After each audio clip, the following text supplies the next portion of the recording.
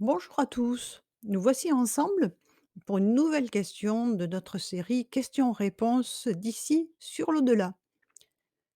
Les fantômes existent-ils? Ou formulés très différemment mais identiques, qui sont les esprits? Les fantômes, que certaines personnes observent parfois, souvent sous forme humaine vaporeuse blanche qui semble glisser sans pied, sont la manifestation des esprits au moyen de leur périsprit. Les esprits sont les êtres intelligents créés par Dieu et qui habitent l'univers, qu'ils soient incarnés ou désincarnés.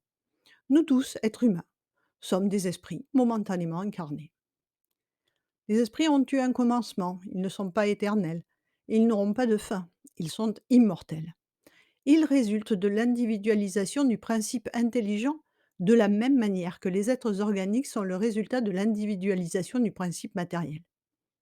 De nombreux esprits se sont déjà individualisés du principe intelligent, mais il ne nous est pas encore possible de comprendre comment ce processus se déroule. Ce qu'Alain Kardec nous explique dans le livre des esprits à la question 78 de façon précise.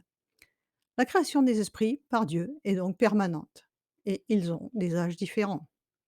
Les esprits sont incorporels, ils sont quelque chose, mais leur substance diffère de tout ce que nous connaissons sous le nom de matière et échappe entièrement à la portée de nos sens. Ils n'ont pas de forme définie, ils sont une clarté, une flamme, allant du sombre au brillant, suivant leur degré d'évolution. Ils sont aussi indivisibles. L'esprit lui-même n'a pas de sexe. Il peut animer aussi bien un corps d'homme qu'un corps de femme, selon ce qu'il a à accomplir sur la Terre, sans qu'il y ait la moindre notion de supériorité ou d'infériorité. Les esprits peuvent se déplacer à la vitesse de la pensée. La matière, que ce soit la terre, l'eau, le feu, l'air, etc., ne constitue pas un obstacle pour l'esprit, bien que les moins évolués aient l'impression qu'elle leur présente des barrières. L'esprit est préexistant au corps. Pour agir dans un monde matériel, l'esprit s'unit à la matière de ce monde en formant avec elle un corps qui l'anime. C'est l'incarnation. Durant la vie du corps, l'esprit peut parfois agir comme un esprit partiellement libéré lors de certains états particuliers. Le dédoublement par le sommeil, le somnambulisme, la transe médiumnique, l'extase, etc. L'esprit peut s'incarner dans ce monde ou dans d'autres qui correspondent à son degré d'évolution. À la mort du corps, l'esprit en est délié et il retourne à la position d'esprit totalement libéré de la matière.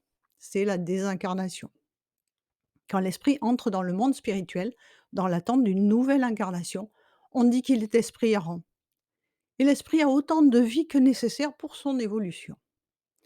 En exerçant leur rôle, les esprits évoluent, c'est-à-dire qu'ils développent et qu'ils perfectionnent leurs facultés. Plus ils évoluent, plus ils jouissent de facultés qu'ils développent. Dieu, qui est souverainement bon et juste, a établi l'égalité dans le processus d'évolution pour tous les esprits. Tous sont créés identiques, simples et ignorants. Tous ont le même potentiel de qualité à développer par leur propre travail et la même destination.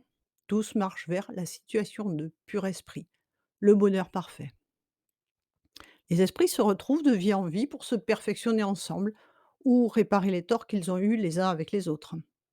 Au moment de l'incarnation, ils oublient majoritairement leur vie passée car elle pourrait les gêner. L'esprit, lui, n'a pas besoin de sommeil. Pendant que le corps dort, il retrouve sa famille spirituelle, ses amis, son ange gardien, parfois ses ennemis. Voilà, pour un tour d'horizon du sujet. Si vous souhaitez l'approfondir, je vous invite à lire les livres de la base de la philosophie spirit, notamment le livre des esprits d'Alan Kardec, dont vous trouverez les références en commentaire de cette vidéo. Comme les esprits nous le disent, aimez-vous les uns les autres est le premier enseignement. Instruisez-vous est le second. À bientôt pour une prochaine question, réponse, si vous le voulez bien.